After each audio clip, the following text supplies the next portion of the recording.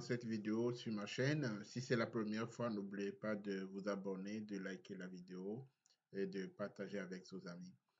Dans cette vidéo, je serai en fait très heureux de vous aider à voir comment est-ce que vous pouvez entraîner vos modèles de YOLO V5 à local sur votre PC sans utiliser un notebook en ligne comme Google Colab ou des plateformes d'entraînement et comment vous pouvez l'intégrer dans l'environnement de développement dans votre PyCharm.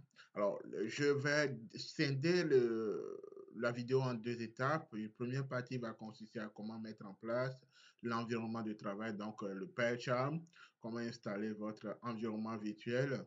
Ensuite, je vais me concentrer essentiellement sur la première partie, la partie théorique de comment former un bon modèle de YOLO V5. Et à la fin, je vais essayer de vous montrer concrètement quels sont les paramètres à modifier pour pouvoir lancer le modèle en local.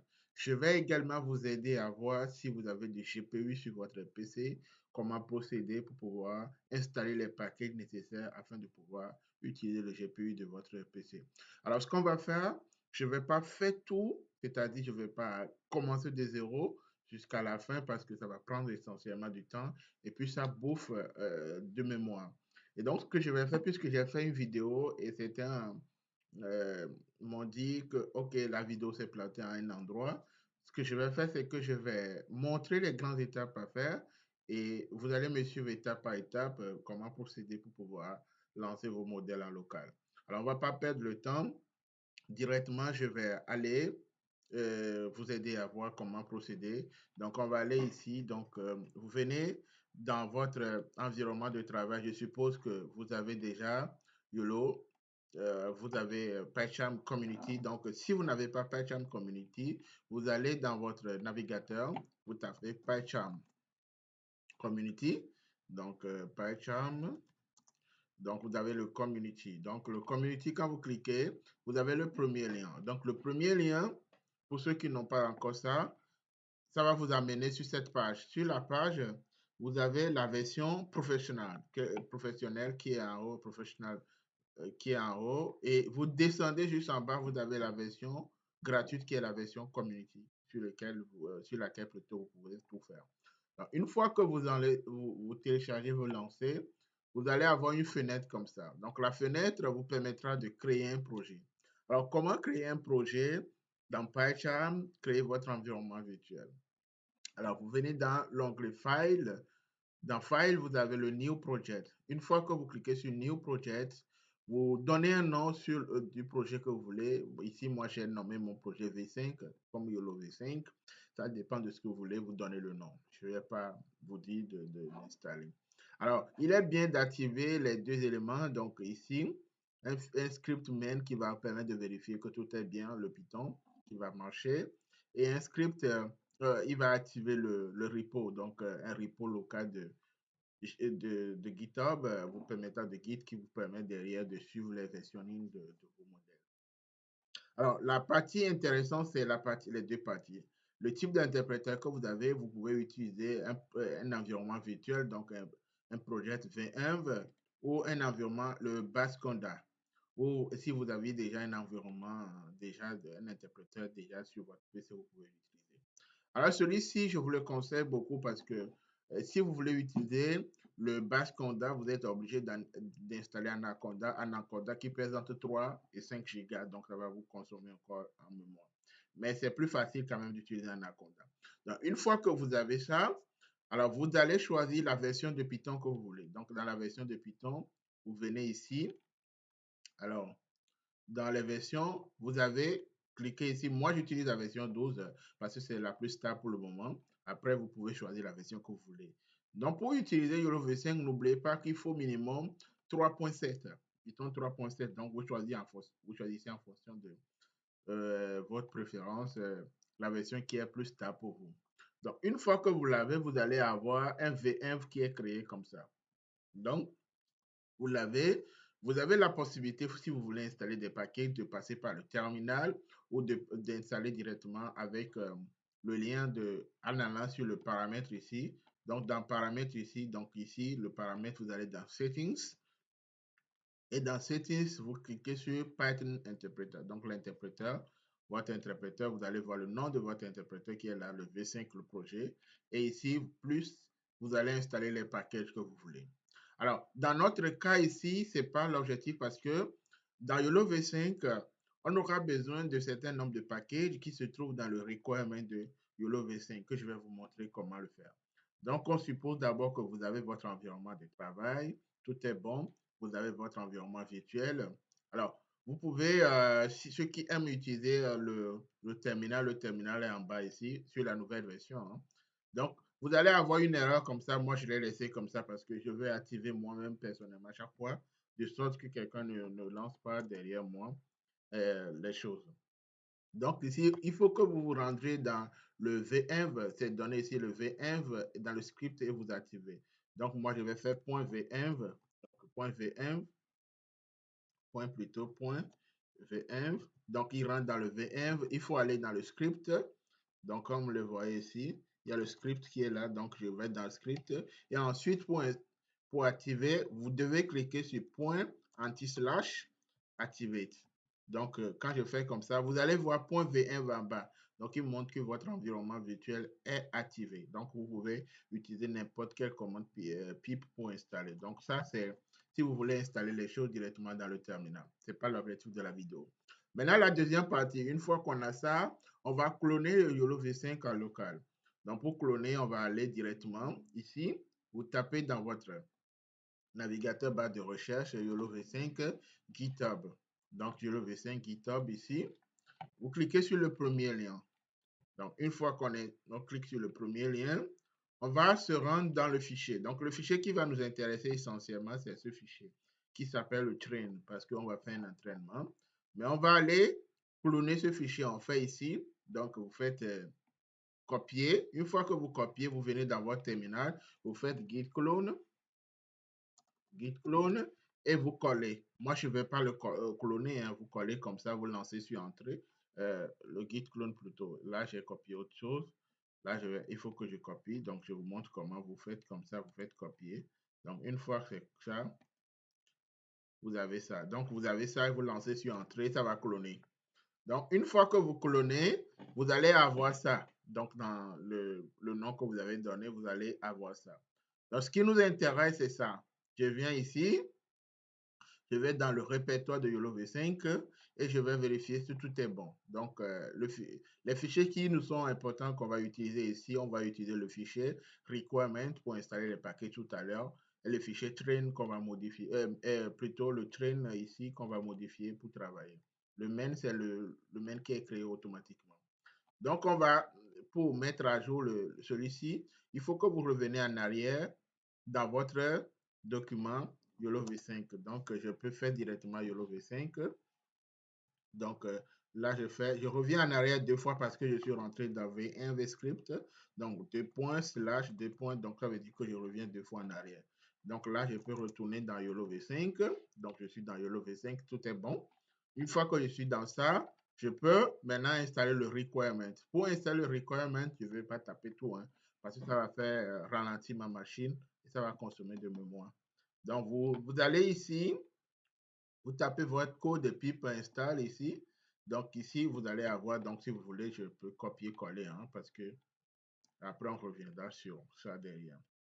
Donc vous avez pipe install, requirement et vous lancez. Donc quand vous lancez, normalement, ça doit vérifier si vous avez tous les paquets, c'est bon. Si vous n'avez pas, ça va installer tout.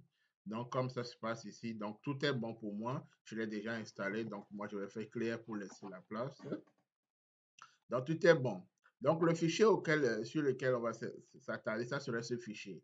Donc, dans ce fichier, revenez en bas. Donc, vous revenez, décalez, vous venez en bas. On va utiliser essentiellement cette fonction, le def parse opt. Donc, ici, on va parser les chemins et on va changer les paramètres qui vont nous aider à faire l'entraînement. Alors, dans cette partie-là, je vais me concentrer à deux choses. Donc, je vais vous montrer comment configurer les choses, quels sont les paramètres qui sont essentiels. Et à partir de cela, on va vraiment faire les choses. Donc, je vais vous montrer juste quelque chose sur mon PC. Donc, vous venez dans... Là, c'est juste, je vais vous montrer quelque chose de simple. Hein, de simple. et moi je viens ici. Donc le fichier de modèle que vous allez utiliser, il faut avoir un fichier qui s'appelle train, qui comprend les images d'entraînement. Donc les images doivent être dans un répertoire qui s'appelle un dossier qui s'appelle images avec S, label, donc les images à noter. Ici, dans la validation, la même chose aussi. Le test, vous n'êtes pas obligé, vous devez avoir l'image et ça. Le test, vous n'êtes pas obligé d'avoir les images à noter. Donc, une fois que j'ai ça, alors je vais avoir un fichier de configuration. Le fichier de configuration, vous allez le placer dans YOLO V5 dans le dossier data. Donc, data, vous verrez dans data ici. Moi, je l'ai placé déjà. Mon fichier s'appelle Face Detection. Donc, dans ce fichier, j'ai le chemin qui se dirige vers ma base de données ici qui est dataset. Donc, dans les données, et je prends image. Donc, image, ça va aller chercher directement le label. Vous n'avez pas besoin de définir le chemin du label. Donc, ça va aller chercher le label. Vous faites la même chose pour la validation. Normalement, vous devez avoir un répertoire, comme je vous l'ai expliqué tout à l'heure, un répertoire train. Donc, vous allez copier le chemin du train et le chemin de valide, le chemin de test. Une fois que vous avez ça, vous remplissez. Alors, ça dépend du nombre de classes que vous avez lors de l'entraînement, lors de l'annotation plutôt. On peut annoter avec le label image. Si vous ne savez pas, j'ai déjà fait des vidéos sur comment annoter des données pour pouvoir faire la détection d'objets. Donc ici, une fois qu'on a la notation, alors on sait le nombre de classes qu'on a. Si c'est une seule classe, on écrit nombre de classes, number of class. Donc vous mettez le nombre ici. Moi, j'ai une seule classe parce que ma base de données, je l'ai annotée pour détecter que le visage. Ensuite, il y a le name, donc le nom des classes. Donc, je crée une liste de chaînes de caractères. Donc, je mets les classes, donc la première classe en fonction des numéros lors de l'entraînement. Donc, je mets la première classe qui est face, la deuxième classe, la troisième classe, ainsi de suite, ainsi de suite. Donc, ce fichier, les chemins vers l'entraînement, le chemin vers la validation, le chemin vers le répertoire de test. Donc, une fois que c'est bon, je le place, le fichier, comme j'ai dit, je le place dans le répertoire de YOLO V5 et dans le dossier dataset directement ici. Donc, ça, c'est bon. Alors, je vais vous expliquer d'autres choses avant de lancer le code ou de montrer. On va aller dans la partie théorique. On va utiliser ce code là derrière. Le code, je vous ai dit, on va utiliser la fonction, la fonction defParserOpt. Donc, cette fonction, c'est ça qui va nous aider. Donc, dans cette fonction, on va changer des paramètres. Alors, que signifient ces paramètres? Alors, je vais vous expliquer étape par étape ce que signifient ces paramètres. Mais avant d'aller là-bas, peut-être que c'est la première fois que vous entraînez le modèle, que vous n'êtes pas encore avancé dans le computer vision, donc vous ne maîtrisez pas que signifie un paramètre, comment ajuster les éléments et comment former un bon modèle. Je ne vais pas faire de nouveau, je ne vais pas faire de la magie, je vais juste vous montrer les choses dans la documentation officielle afin de vous faciliter la tâche pour que je n'imagine quoi que ce soit. Vous ne dites que j'ai fait quelque chose, c'est ça. Donc, on vient sur YOLO V5 comme je vous ai montré tout à l'heure. Je viens en bas, donc en bas ici, je vais prendre ici le deuxième lien. Donc, c'est ici, c'est les conseils pour avoir un bon résultat d'entraînement. Alors, quels sont ces conseils? On va voir ces conseils rapidement. Donc, je vais cliquer sur le lien. Le lien va nous intéresser beaucoup. Je clique sur ça. Alors, vous avez la possibilité de changer la langue en français ou la langue que vous voulez. Moi, je le garde en anglais pour vous faciliter la tâche. Moi-même, pour faciliter la tâche de certains paramètres qui sont mieux en anglais. Hein, mais vous pouvez changer la langue que vous voulez. Donc, dans la base de données, il est conseillé, recommandé, ce n'est pas obligé, que si vous avez votre image qui est constituée, votre base de données qui est constituée de plusieurs classes, alors par classe, vous devez avoir au moins, au plus ou moins, supérieur ou égal à 1500 images par classe. Ça veut dire que dans ma base de données, je vais détecter les humains, je vais détecter les voitures, je vais détecter les plaques. Alors, chaque classe pour les humains doit avoir ça, les voitures doivent avoir ça, les plaques doivent avoir au moins 1500. C'est une recommandation, ce n'est pas une obligation. Alors, vous devez avoir aussi, ils disent 10 000 instances. Donc, certains vont me dire, c'est quoi l'instance? Ça veut dire que sur une image donnée, vous pouvez avoir les éléments. Donc, je peux avoir plusieurs visages sur la même image. Donc, je peux noter un seul visage représente une instance. Donc, si j'ai 5 visages, donc ça fait 5 instances sur la même image. Donc, ça veut dire que vous devez avoir plusieurs instances variées afin de permettre d'avoir un bon modèle derrière. Donc, les labels, on l'appelle les labels. Donc, les bounding box que vous mettez sur chaque objet dans la même image s'appelle des instances. Alors, la deuxième chose aussi, ça c'est avoir les images, ça c'est sur la variété des images. Donc, il faut vraiment varier vos images afin d'augmenter la performance, la robustesse de votre modèle à la fin pour que le modèle puisse vous permettre de pouvoir vraiment avoir de bons résultats à la fin. Donc, variez vos images en fonction de, OK, mon image se représente comment dans la nature, si on met une lumière sur ça, comment ça se fait, et plusieurs caractéristiques que vous pouvez faire, vous pouvez changer la transformation spatiale et pixelisée. Donc, ça, vous pouvez poser des questions, je peux vous répondre rapidement sur ces questions si vous voulez. Alors, il y a d'autres éléments aussi, le background. Le background, c'est l'arrière-plan des images. Il faut vérifier que ça ne soit pas statique chaque fois, ça soit variable, ça soit plusieurs couleurs qui sont là. Alors, une fois qu'on a ça, on a les paramètres en bas. Mais parmi les paramètres, je vais vous expliquer quelque chose qui est très important que vous devez maîtriser avant de vous lancer dans l'entraînement d'un modèle de YOLO V5 ou d'un modèle de YOLO en gros. Alors, il faut savoir que le modèle de YOLO V5, YOLO V8 ont presque la même connotation, c'est-à-dire ont presque les mêmes versions. Et parmi les versions, on a 5 versions. Il y a la version nano, du plus petit, ou la version X-Large, la version la plus grande. Et parmi les 5 versions, on va ajuster, on va faire une comparaison sur 3 paramètres. Alors, on va faire la comparaison au début sur le poids du modèle après la formation, quand on se base sur Coco. Donc, on utilise la base de données de Coco. On va se baser sur la vitesse de détection à la fin et on va se baser sur la précision de détection. Donc ici, vous remarquez bien que la taille ici, on a 4 mégas si on prend la version nano pour former un modèle sur Coco. Mais si on prend la version large, X-Large ou large, les tailles sont énormément, plus de 10 fois, 15 fois, 20 fois même, plus que ça. Hein. Donc, vous avez ça. Vous avez la vitesse de détection. Donc, si je veux détecter quelque chose rapidement, le modèle de Nano, la version Nano va me permettre de détecter plus rapidement par rapport à celui-ci, presque c'est le double de ça. Par contre, la précision sur le Nano est plus petite par rapport à la précision de ça. Donc, vous savez, donc, en fonction de ce que vous devez faire et de la capacité de calcul de votre machine ou le système sur lequel vous travaillez, il faut tenir compte de ça. Est-ce qu'on veut prioriser la vitesse ou on veut prioriser la précision? Donc, sur ça, ça va vous aider à choisir le modèle pré-entraîné que vous allez utiliser pour former votre modèle derrière. Ça, c'est important. Donc, une fois qu'on a ça, alors quels sont les paramètres sur lesquels on va se baser pour pouvoir faire notre entraînement? Parmi les paramètres, on en a 3 ici, mais je ne vais pas me baser sur ces paramètres. Je vais vous expliquer les paramètres autrement parce que les paramètres sont presque les mêmes sur les versions de YOLO. Vous venez sur l'onglet, deuxième onglet, vous venez sur configuration. Et dans configuration, on vient en bas, dans les paramètres. Donc, dans les paramètres, on a le paramètre modèle. Et dans YOLO V5 ici, le paramètre modèle va être remplacé par le WIN, donc le poids du modèle. Le poids du modèle, ça sera la version de YOLO que vous prenez. Donc, vous pouvez choisir la version pré-entraînée.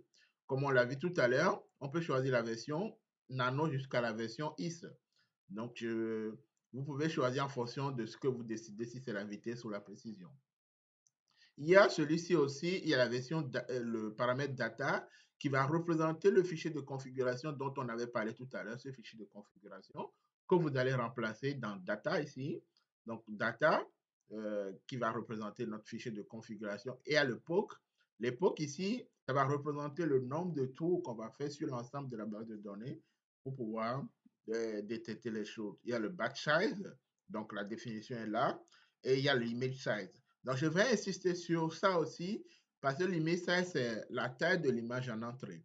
Donc, je suppose que vous voulez détecter un objet qui a une petite taille et vous choisissez la taille par défaut qu'on met dans YOLO qui est 640 par 640. Le problème que vous allez avoir derrière, c'est que vous allez avoir un bon modèle avec une bonne précision, mais quand vous voulez détecter votre élément, ça ne sera pas bien détecté. Pourquoi? Parce que en entrée, vous avez choisi une image de grande taille, mais à la sortie, vous l'appliquez sur une image qui a une petite taille. Donc, ce n'est pas possible. Donc, si vous voulez avoir un bon modèle, parmi les paramètres, donc quand vous venez dans Image Size ici, en fonction de ce que vous voulez détecter, si c'est un petit élément, alors choisissez une taille plus petite, par exemple 200 ici, ou 160, ou de 320, ou n'importe quoi. Moi, je choisis souvent 320 ou 220 en fonction de la taille de l'image que je choisis derrière. Donc, ça permet de détecter de plus petites tailles jusqu'à la taille la plus grande. Alors, après ce paramètre, j'ai un paramètre qui est important. Et là, ça dépend des personnes. Donc, les personnes qui ont un PC, qui a un GPU. Hein. Pour savoir que vous avez un GPU, vous allez seulement sur votre PC, vous faites en bas de la barre des tâches. Si vous faites comme ça, vous cliquez sur Gestionnaire des tâches. Et dans Gestionnaire des tâches, vous pouvez gérer. Donc, je vous montre comment vous venez ici dans Performance. Et dans Performance, vous avez le GPU, vous avez GPU 0 et GPU 1. Donc, moi, j'ai deux GPU et vous pouvez savoir les caractéristiques. Mon premier GPU, c'est 4 Go. Mon deuxième GPU aussi, c'est 5 Go. Donc, moi, j'ai en gros 10 Go de GPU parce que je travaille beaucoup sur les modèles et j'ai un PC un peu puissant. C'est pour ça, c'est ça. On ne va pas aller en détail sur ça. Donc, vous avez deux GPU ici dans mon cas. Et si vous avez les deux GPU, dans le paramètre Device, donc, on revient dans YOLO V5, dans le paramètre qui s'appelle Device en bas, Device ici. Si vous n'avez pas de GPU, vous n'avez que de CPU, vous laissez ce paramètre en default ou vous remplacez ici à l'intérieur, vous mettez CPU. Vous mettez plutôt CPU. Si vous avez le GPU, vous mettez 0,1. Alors, ça nous amène maintenant à voir comment est-ce qu'on peut configurer le GPU si on lance et on remarque qu'on a un problème de CUDA. Quels sont les paquets que vous devez installer? Donc, je vous montre comment procéder. Alors, j'ai trois choses que vous devez vérifier. D'abord, il y a une première chose, il faut que vous vous rendrez sur le site de NVIDIA. Donc, sur le site de NVIDIA, comme ça, vous allez sur les drivers, donc vous allez dans Download Driver. Donc, ça va reconnaître directement votre PC. Donc, quand ça reconnaît votre PC, vous pouvez faire les recherches pour voir quels sont les drivers donc les pilotes qui vous manquent. Donc, vous faites les recherches. Et moi, il me reste ce pilote. Hein, et ce pilote, pour que je puisse jouer de bons games derrière. Donc, vous installez, vous téléchargez, vous installez. Ça, c'est le premier élément. Alors, pour utiliser le GPU, il y a un autre élément qui s'appelle le NVIDIA CUDA. Donc, ça permet de pouvoir vraiment lancer le GPU lors de l'entraînement pour faire les convolutions, tout ça. Donc, là, vous téléchargez, vous cliquez sur le télécharger. Donc, vous téléchargez le library. Donc, vous cliquez et vous suivez les étapes pour télécharger la version. Si vous êtes sur Windows, si vous êtes sur Linux et tout ça. Donc, vous devez installer en gros, celui-ci, donc NVIDIA. Donc, ça ne va pas marcher sur votre machine. Hein. Il faut que vous installez ça sur votre machine pour travailler. Si vous avez le GPU, bien sûr. Si vous n'avez pas le GPU, ce n'est pas la peine. Laissez votre CPU travailler. Après ça, vous avez besoin du toolkit. Donc, les toolkits, donc l'ensemble des packages essentiels.